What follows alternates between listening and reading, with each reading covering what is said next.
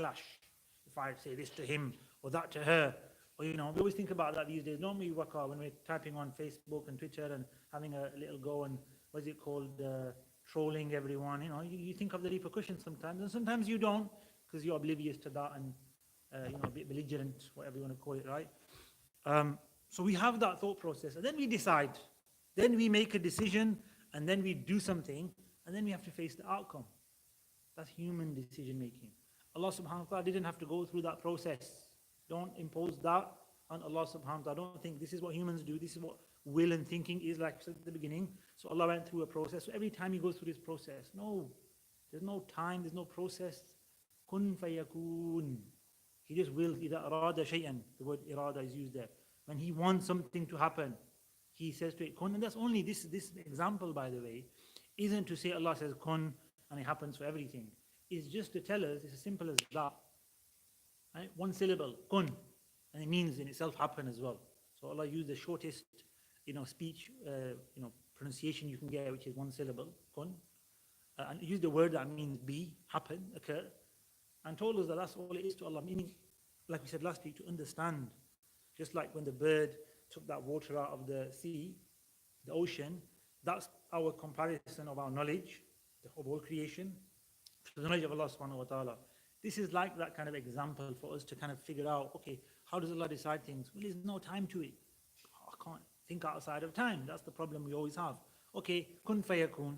Kun, that's the shortest, time frame or syllable or thing we can give you to bring the whole concept closer to your understanding, kind of help it sink in. Allah He did that for everything and it's done. It's finished. Yes, that's the case. He's decided, done, khalas. We're just witnessing it for ourselves. So it's for us, right? We're now witnessing what's happening and stuff.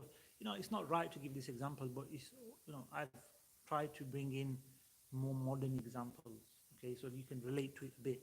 So when I was younger, and I've not done this for a long time, right? And I didn't do the war ones. I did building a city one. When you have these games where you got to build a city and an army and trenches and a barracks and a castle and a palace and a marketplace and this, that, right? Build Rome and all that, right? There's games like this, right? And they take ages because you got to pause it and then come back and save it and come back and save it and come back. And then you get attacks from other people. Waka smiling. Which one is it, Waka, that you play? Okay, right. There's loads of the spaceship ones, there's fantasy future ones, there's like a Roman village one, and you get attacked by other villagers and you gotta fight, and there's ones where you build tanks and stuff. The one I used to do was the Roman village one, like you build a town and a city, and you have to do farming for them so the villagers don't get upset, and then the economy grows and all that. So they're long games, right? So the point of mentioning all of that, right, is you're the player, so you're the one in control.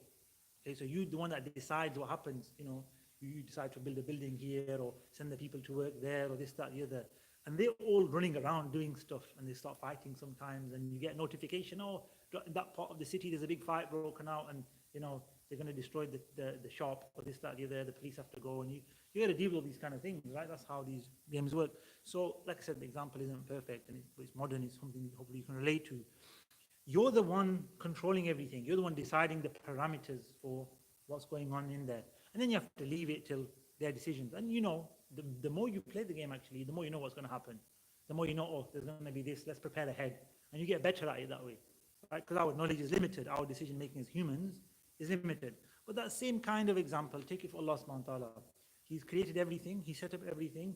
He's decided everything. He's so good. He's so perfect, actually. That's the proper word. That he's not going to make a mistake. So there's no mistakes in the creation of Allah subhanahu wa ta'ala. It's wisdom. You think that's bad, that's wrong, that's going on. There's a wisdom for that. There's a reason. Wisdom means there's a purpose behind it. It's not just, we have this this is related to the will of Allah subhanahu wa ta'ala. Sometimes we have this feeling that life is tough, right? And then we start getting upset and think, why did Allah do this to me for? Because we believe in God. This is our belief. And we know that Allah does everything. That's what we're taught from a very young age, which is true. But because life gets tough, we start saying, why is it me that's got it tough? Let me ask you a question. Were you complaining when it was easy? Why were you saying, why have I got all the money for? Why have I got all the health for? Why have I got all the everything for? You were complaining then, were you? So why are you complaining when it gets tough? Why have I got all the illnesses for? Why am I poor for? And why have I got a big car and a big house and all this, right? Why are you complaining when you haven't got it? Complain when you've got it. Is that, is that possible? Is that what you're going to do? No. So you see, it's our human intellect, it's our way of reacting to things when we don't have the full picture. So as humans, we're going to make that instinct, right? That natural intrinsic reaction. It's within us, right? When we start processing it like now and think like, wait a minute, there's a reason for it. Allah subhanahu wa ta'ala's knowledge is perfect. He doesn't, his will is free, his power is perfect, he's omnipotent, and he's free, he's got the choice to do whatever he wants, and he's going to choose what divinity and what he decides. Can he choose anything but good, anything but wisdom, anything but, ultimate goodness and greatness? Of course. So everything you see, anything we see and what we see is actually how it was supposed to be, how Allah wanted it. And that's what we have to live with. That's what we have to accept. Yeah, it's difficult. I'm not saying here the difficulty all of a sudden they can. Some people do find difficulty sweet. They don't find the bitterness in it. They cope with it very well. Others find the bitterness and they find it hard to accept and swallow. That differs from individual to individual. In a time of, let's flip the coin and say, in a time of luxury, ease, some of us forget Allah, right, don't we? We don't say thank you Allah for everything. Tomorrow it will be gone. I didn't get it from Allah's blessed me with it. We forget everything. I've got all this. I'm doing this. I'm doing that. I'm enjoying myself. Everything I'm doing, you're just totally oblivious to life itself. Fantasy world we're living in, right? We want to go somewhere and meet someone and do this and do that. We got no concern, no serious responsibilities. And then something happens and wakes us up, usually, right? Allah reminds us in these ways. That's why we need the reminders, you see. Because if we were left to our own devices as humans, when you leave the city and you're building that city and you just leave it for a day or two, what's happened? There's fights everywhere, there's buildings collapsing, there's attacks from outside, and all of a sudden you're like, I need to sort these guys out, right? And you have to spend like 3-4 hours sorting out the whole city that you built, or the whole army barracks and your whole system, right? These games are very time consuming, by the way, right? Like I said, I've not done them for probably 20 years and close, but I only did one game ever back in the day. And it was longer because you had to wait for it to load more than anything, right? You've got it quick these days. Today's day is like broadband and fiber and all this, right? You get it instant. In those days, you had to literally wait for it to load,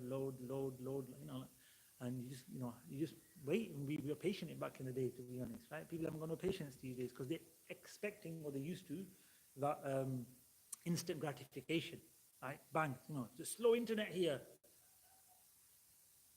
Do you know how long we had to wait for a connection back in the 90s?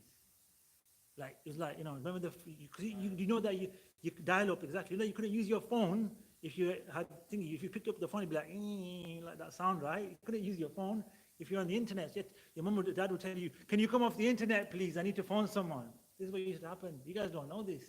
Millennials, that's what we call you guys. You didn't live back in the 80s and 90s. Just about. Do you remember dial-up internet? Do you? MashaAllah.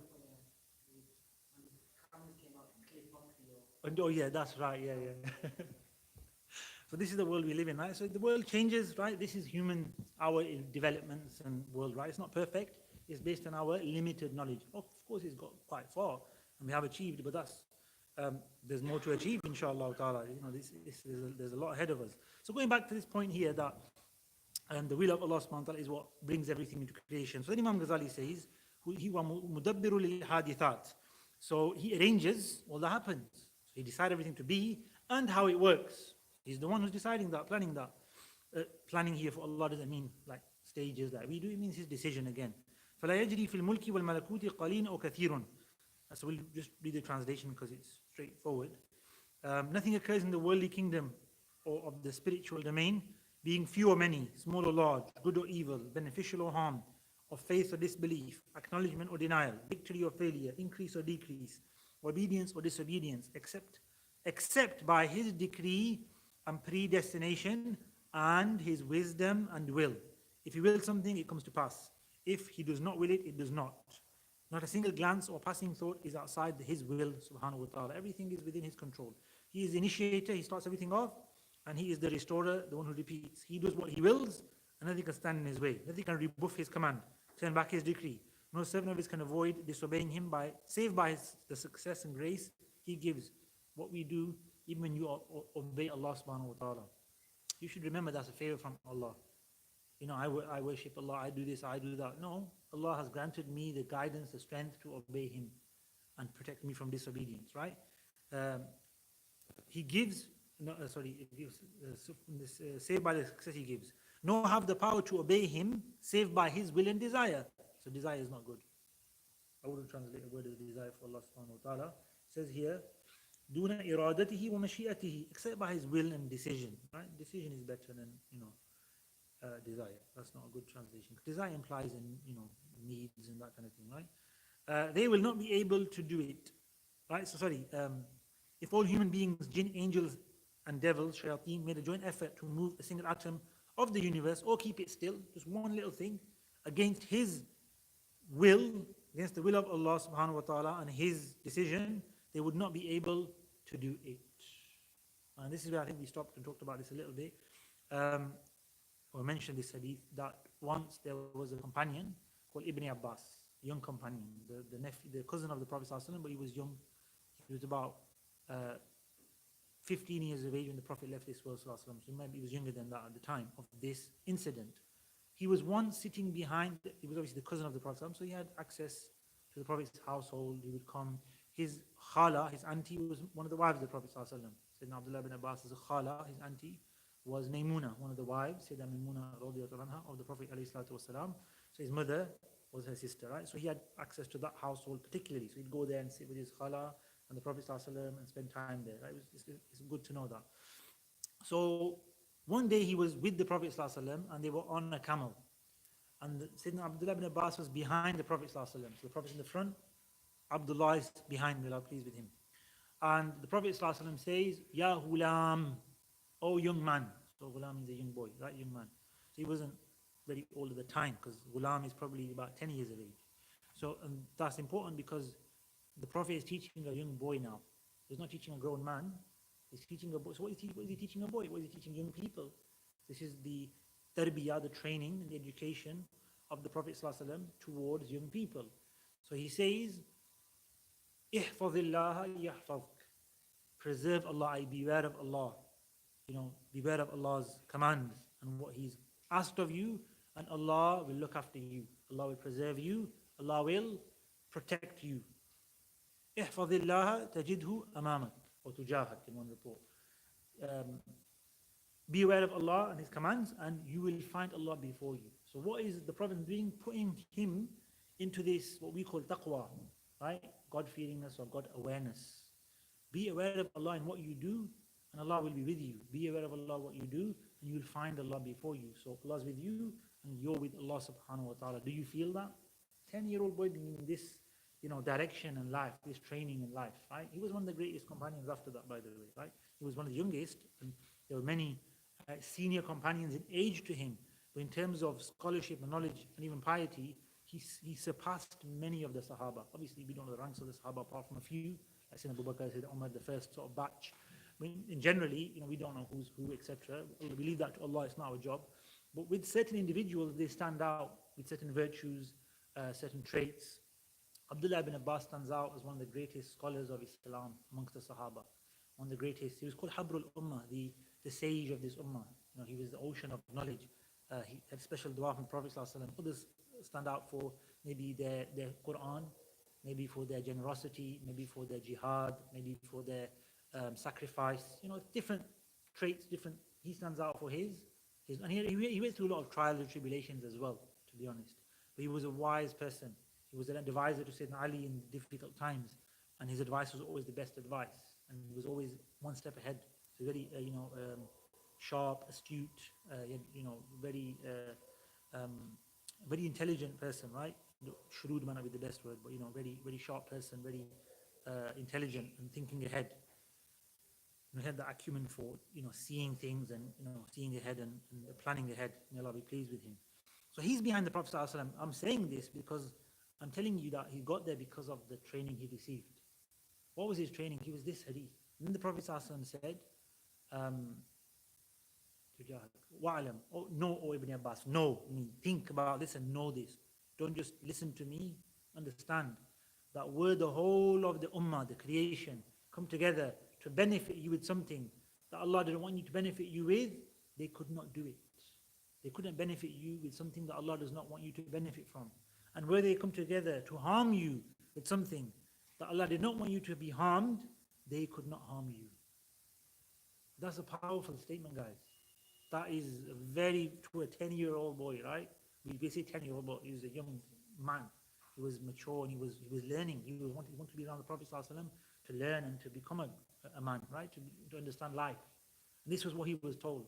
So he was given that training, that firmness, that he didn't complain when he didn't have something in life. He knew that if Allah doesn't want this for me, nobody can bring it to me. Nobody can help me if that's what Allah wants. So the will of Allah subhanahu wa ta'ala is overpowering. And that's what we've got to remember. The situation we're in, it's from Allah subhanahu wa ta'ala. It can change. So let's make dua. That's our job. Make dua. Turn to Allah subhanahu wa ta'ala. We don't know what tomorrow holds or the next moment even. Things can change. They can become better. But if we're in a situation and we're not instantly getting out of it, because that's life, things don't change instantly all the time, then we've got to realize that Allah wants me to go through this for a reason. Allah wants me to become resilient through this, to strengthen me through this, to test me through this. That if I'm getting benefit, then why am I getting benefit for? What's the responsibility that comes with those blessings, right? So this is something very, very important. We think that everything in life is just good or bad. No, it's how you react to it, how you deal with it that makes it good or bad or beneficial or lack of benefit. So even a calamity is a blessing in disguise sometimes. And this is just to finish with this point because we'll go for Salah now. Is that when one of the wives of Prophet Salama, wife of Prophet ﷺ, she was married previously to Abu Salama, they had a son called Salama, and he passed away. So she was upset, and people proposed to her, the great companions proposed to her. So she couldn't accept anyone. She goes, I didn't believe that anybody was better than Abu Salama, so how could I marry somebody after him? And I thought I'd never find anybody better than him. So the Prophet ﷺ said, "Oh Salama, make this dua." And he gave her a dua to make. And Allah will give you better in return, because the dua was, Allahumma ajirni fi musibati wa akhlifni khayran minha. Oh Allah, reward me in my musibah. Look, give me reward in this affliction and grant me better than it. So she said in the hadith as well, Bukhari hadith, I didn't think there was anything better than this. So I didn't understand what the Prophet, she couldn't fathom anything better than Abu Salama in her beliefs, right, in her understanding. So she thought, how can I receive better than Abu Salama in return? Soon after making that dua, she married the Prophet Muhammad sallallahu alaihi wasallam. And then she said, then I realized, obviously she didn't even think she'd have that blessing and opportunity to be a wife of the Prophet sallallahu alaihi wasallam, so she wasn't thinking that Abu Salama is better than the Prophet, but she realized now, I did get something better than what I'd lost. I'm become a wife of the Prophet ﷺ, and he's looking after me. So yes, things happen. They're there for a reason. They hurt. There's a separation. There's a pain. But there's good to come from it if we respond in the right way. If we take that on in the right way, in the way that Allah has taught us, in the way that the Prophet ﷺ has, guided us to, right? Dealing with calamities, dealing with hardships, dealing with difficult times. We need to talk more about that, really, because people are struggling this day and age, and it's because we don't give them that when they're young. We don't train them up to be resilient and to face, even failing an exam, unfortunately, it goes as far as suicide sometimes, right? But even minimal levels, it goes to tantrums and crying and don't want to leave my house and I don't want to see the world just over an exam result. I'm not trying to say that that's, wrong of the individual, but it's a result of a lack of help for that individual, right? We need to help these people. We need to help our young people and develop, strong adults and individuals, inshallah. So what we'll do now is we'll stop for 10-15 minutes, pray Maghrib. For the ladies, you're going to the main hall, and for the brothers, it's on your right hand side here. We'll pray Salat al-Maghrib, and we'll come back. So let's just come back at 7:45. So we've got about 15 minutes then. So we'll resume at 7:45. There are refreshments as well. So once you finish praying or you want to grab refreshments, you can do so, inshallah ta'ala. So let's get back to the book itself now. Sorry, Ali, you didn't get that. I'm disappointed. Okay, Bismillah ar-Rahman ar-Rahim. So we're talking about the irada of Allah subhanahu wa ta'ala, meaning the will. Allah decides. Allah makes decisions, and that's not like human decisions. Everything He decides is what happens, and nothing can escape from His will. And then it says, the next section, it says, His will exists, i.e., His will is an attribute of the essence of Allah subhanahu wa ta'ala, just like the rest of the attributes. So basically, his will describes him. So if you describe Allah subhanahu wa ta'ala, you'd say he is the all-powerful, the all-knowing. He's one that wills everything. He's one that is the merciful, the most merciful. He's he hears, he sees. So this is amongst the attributes of Allah subhanahu wa ta'ala, the attributes of meaning. I remember we classified before, we'll mention it again. There are attributes which negate something from Allah subhanahu wa ta'ala. So Allah is one, it just negates a multiplicity. There's no second, third, fourth. Allah is without beginning, it negates a beginning. Allah is without end, it negates, and we even say without, right? You can say it that way. There's ways of saying Allah is one is not actually saying Allah is one. But it's like saying Allah is not multiple, right? Allah subhanahu wa ta'ala is independent. He is not in need. So these attributes, they kind of negate something that we can't ascribe to Allah subhanahu wa ta'ala. Okay, so what can we ascribe to him? What can we say is the qualities or the attributes, as we'd say, the sifat of Allah subhanahu wa ta'ala? This is amongst the sifat. There's many. The names of Allah are amongst, so some of the names of Allah are from the negation. They all come under sifat, they all come under attributes. But some of the attributes actually help us to understand something Allah is not. So he's not a multiplicity, right? He's not in need, right? That's what they help us do. He's independent, right? Because we're needy, we can negate that from Allah, right? And some things help us understand what Allah is. Okay, so Allah is all-powerful. Again, all-powerful means greater than any power we can understand. But what we can understand the power of Allah, therefore, is that He creates, He does things. Similarly, with the will of Allah, what is the will of Allah? So it's important we give you a definition to some degree. Like I said, we can't define 100%, can't understand Allah 100%, and we can't understand His attributes. We can understand a limited amount. And what we should understand then, to decipher between human choices and decisions and will and the divine, is that Allah's decisions are, for us to understand them on a very basic level, is Allah just decided where everything was. So the location of everything. Allah decided what time it came into creation, what time it will leave, it will perish, die, right? Allah decided the everything that occurs to it in those 10 maqulat al-ashra mentioned, so location, time, so what the coordinates of this place exist in any more of time, Allah decided that. What time was it going to exist? Allah decided that. What weight was it going to have? What shape was it going to have? What color was it going to have? All the things that could occur for where would it be in relation to something else? Is it taller or shorter? All these things Allah subhanahu wa ta'ala decided. So the things we see basically are the decisions of Allah subhanahu wa ta'ala. Okay? It's not a decision like I said, the human decision, where you're feeling tired and you want to go to sleep. You decide to go to sleep. Feeling hungry, so you decide to eat. Our decisions come from desires, from needs.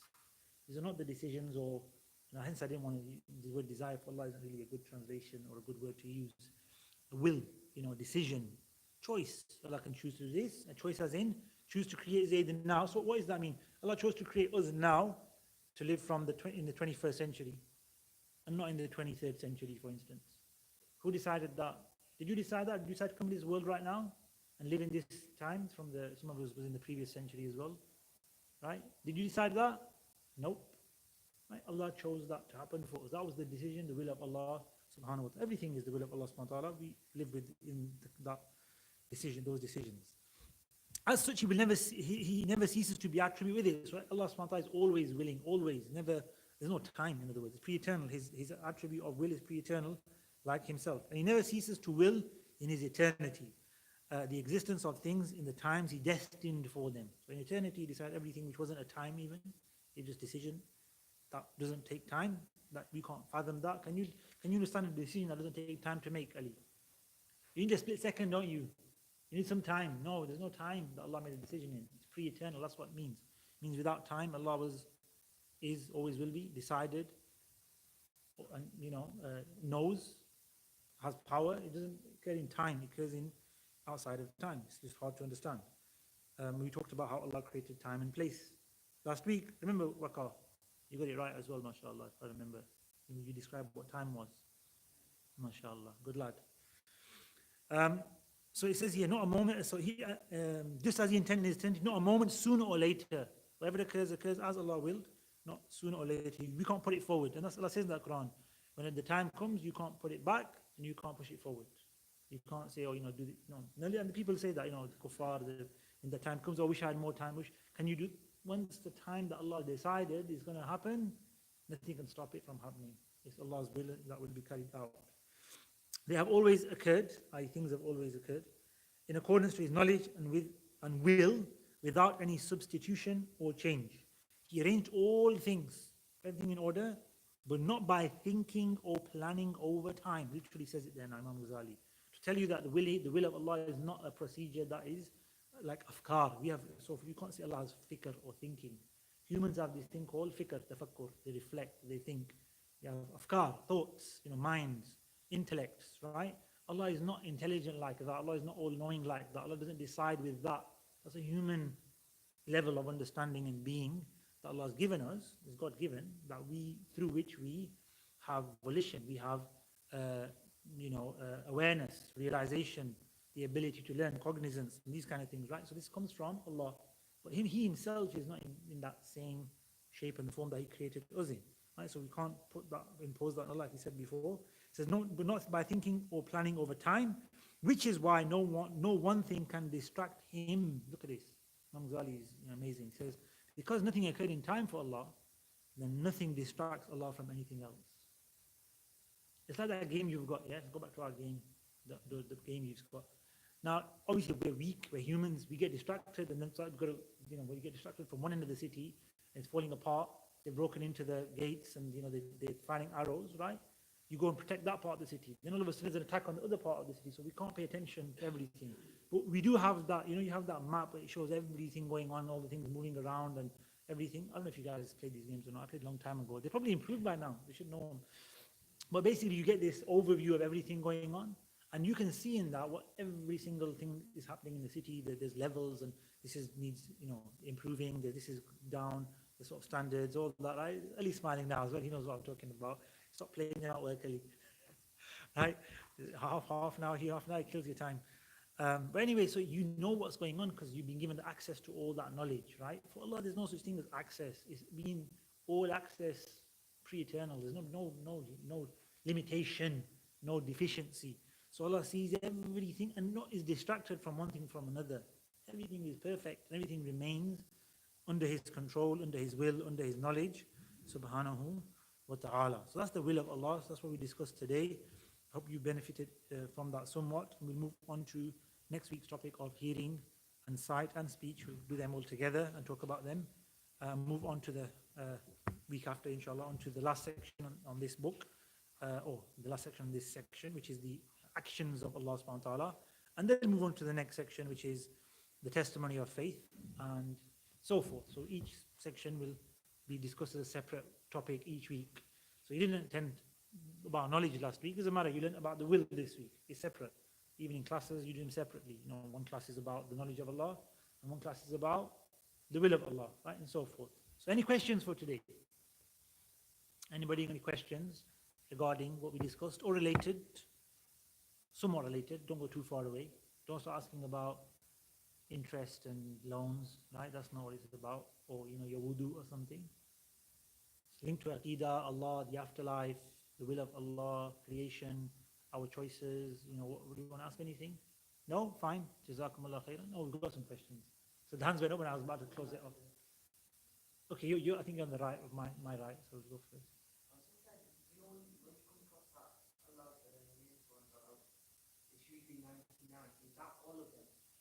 Okay, good question. The question is, we come across the concept of 99 names of Allah subhanahu wa ta'ala. Is that all of them? So first of all, there is a sound hadith that Allah has 99 names. Whoever memorized them or ahsaha or hafidaha, depending on the translation, the meaning of the word. It's hard to translate in Arabic. Scholars differ over the meaning of that word. Whoever preserves them, let's say in a translation, will enter paradise. And then in that hadith is actually variants. So one narration gives 99 names, the narration gives 99 names, but some are one or two are different than the other narration. So obviously what Sahaba narrated it or what there's slight differences. So even within that hadith you've got more than 99 because it's got variants. And in reality, Allah's not limited to an amount of names. Allah has revealed what He has revealed of Himself to us through scripture. Among that is the 99 names in the hadith, and among that is other names in the Quran, and other names in other hadith, other circumstances. The Prophet ﷺ described Allah as such and such, or with such and such a name or attribute. So all of the revelation combined gives us the attributes and names of Allah that He has revealed. Okay, so that, I don't know, I've never actually read into exactly how many names or titles or we can get, but probably in easily over 100, maybe up to 200, 300, who knows, right? But that's not, again, a limit. What's that? That's what has been revealed to us, right? Allah subhanahu wa ta'ala could reveal, and obviously revealed within the framework of this creation, with this world. How can Allah show us, or teach us, in other words, and help us to understand one of His names? That's what it's about for us, is learning those names of Allah, understanding how that describes Allah subhanahu wa ta'ala. So we worship our Creator and Lord, who is the all-knowing, who is the all-aware, who is the subtle, who is the provider, who is the withholder. You learn all these names. That's why I said, all these things that happen, they're all a part of learning Allah's names, in a sense. It goes back to that, because that's the one we worship. Then the more you learn, the more you understand, obviously the more you can engage in worship. So we probably, I reckon, just my prediction, or inshallah, we learn more names of Allah in the Akhirah. I'm sure we learn more about Allah and more names in the Akhirah, if you're in paradise, which inshallah we pray that Allah places in paradise. Your question, Ali? Walaikum salam. Okay.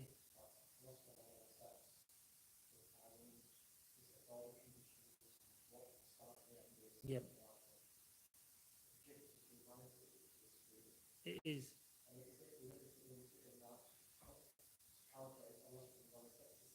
Yeah. So this is basically old question of destiny and free will, isn't it? Is everything destined, or is it free will for me to choose? So there's no destiny, I'm choosing, and that's what's happening now, and it wasn't decided before, right? So it's a long question to answer in a very short amount of time, and it's a big question, and you'll find a lot written on it as well, a lot said about it as well, and people are on YouTube now watching. There's loads of stuff around, and books, scholars, and it's a massive topic within Aqidah itself, so within theology itself, Islamic and otherwise. It's a massive topic, philosophy and metaphysics, whatever, right? So it's a massive, massive topic. So to give me 3-4 minutes to say something is tough, right? So you've asked a massive question and getting a small answer. But the answer that I would give is the outcome of it all. Right? So after all that discussion, all those books, thousands of words and volumes, whatever, right? And all those speeches and all those lessons people have taught, scholars have taught, and etc. This is the summary of it, right? Allah is in control of everything, and yet you still have a choice within that. You can't deny your choice. You have a choice. But Allah is in control of everything. Allah has decided everything. Allah wills everything. But you still have a choice within that framework. Yes. Allah set the scene. You can go into all of that, and you give examples and parables, and you got two students, they do an exam, they get the test results, and you've written them before the exam had done. So one says, "Oh, you can't mark my exam before I did it." Well, I knew what you were going to get. Yeah, but it's not fair. You failed me. The other one's not complaining because he's passed. Right? Thank you for marking it before I did. I knew you were going to pass. So Allah knows. So the knowledge of Allah and the will of Allah are highly connected. Hence Allah knows everything. So the problem is, if we said it's not decided, Allah doesn't know what's going to happen. See, there's a massive problem in that, isn't there? Allah doesn't know something. If Allah knows what's going to happen, He decided it then, hasn't He? He's done. Okay, then what choice have I got left? See, this is a problem. This discussion just goes on and on. There's answers to every stage, but there's no final answer. And I was reading this book. I recommend it to young people. It's called, I forgot what it's called actually. It's called Stories for Young Adults, something like that. The series of these books. My dad got them, so I read them then a while ago. One of the stories is about Qada and Qadar, this very concept. And there's just these guys, there's about 3 guys on a boat. And I'm not going to remember the whole story, to be honest. They start discussing Qada and Qadar and everything. And they get to an answer. They have a long discussion, reading the whole story, and they got to an answer. And then as soon as they get to the answer, one of the guys poses another question that starts the same circle, like going in a circle, same series of questions again. So then the story finishes saying that's how, So basically, it's a beautiful story that helps you understand that once you go into this cycle of how it happens, where it comes from, who decides, Allah knows, you've got a choice, it comes back full circle, and you've got to go again and again and again and again and again and again, and there's no answer. It's just a circle. The answer is Allah's in control of everything. you have a choice. That's not contradiction. That's not incompatible. We talked about contradictions, right? You can't be sitting and not sitting. Somebody do that together. Show me how to sit and not sit at the same time. Give me £1 million as well. Inshallah. I'll get it for you. I'll get it for you. So okay, I'll pay you £1 million in over 10 years. Could you say that Allah has knowledge about the decision you were going to make? Yes, of course. Allah has knowledge of everything. Allah has knowledge of your thoughts, like we said, and nothing escapes Him, subhanahu wa ta'ala. It's all there. But like I said, it's not inconceivable or contradiction that Allah has full control, full awareness, full decision making, and yet you are given the choice to do what you want. Let me put it another way. Has Allah not got the power to create choice in you? That's the question now. Yes, and He created it in you. So you've got choice. It's a fake choice. Well, is the creation of Allah fake now? It's not. It's a real choice, like created in you in reality, which we are living right now. Who forced you to come here today? Waka, good. But you accepted His force upon you though as well, right? Exactly. Did He put you in a headlock? If He put you in a headlock, then you were forced. Right? But we all made a choice to come. I didn't have to come either. I could have left you hanging here and just, chilled out and slammed the camera at home. Whoever decided to watch the video. We make the choice. This is a basic example. The food you're going to eat. You have limited choices because you go home, there's only like 1 or 2 dishes. Or actually, you got just eat. You can order what you want, really, can't you? But it's still limited within the thousands of options you've got, right? But it's limited. We haven't got the whole world to choose from. We've got a limited amount of the world to choose from. If you had all the world to choose from, we'd be like the king of the world, right? And there's not many people who have that power. Right? So we're limited, but we have a choice. And that's a sign, actually, that the fact that we've got limited choices from everything, that we have got limits. Even though we've been given choice by Allah, it's within a limited framework. Right? So that's a reminder that Allah is in charge. Yep. Any other questions for today? Okay, yes, go ahead. This book, I don't think we've got any copies left of this. There somebody asked last week as well. It was, but we've got the book 1. We've got a couple of copies of book 1 left, I think. But I think book 2 is in stock. We ordered some more, inshallah. So it's coming, inshallah, because they're hard to get. So we tried really hard for book 1, never happened. Then we managed to get book 1 and book 2 together. So we got them in. But then obviously, because they're hard to get, they were taken, mashallah. I think it's £20 or 25. It's expensive to get. We'll have a look, but it's costly to get. We do try to keep it to a minimum. It was, costly, yeah. There was, I think somebody went on Amazon and bought it for 12 quid, and then it went up to 25, the last copy, and then it just went. So sometimes if you hang around, which might take a year or 6 months, you get a good deal. But the normal standard price, I don't know exactly what it is, but around 20, I think. Yeah, it's a bit, because of the difficulty of getting it. They actually reprinted this book recently because of the demand. I mean, we were probably part of the push to get the demand. Like we were asking for 40 copies, and they were like, okay, let's start printing. So they're in print now again, but it's just getting them to the UK because they're an American company. Right. Jazakallah khair, thank you very much. Thank you to everyone at home as well. Assalamu alaikum wa rahmatullahi wa barakatuh.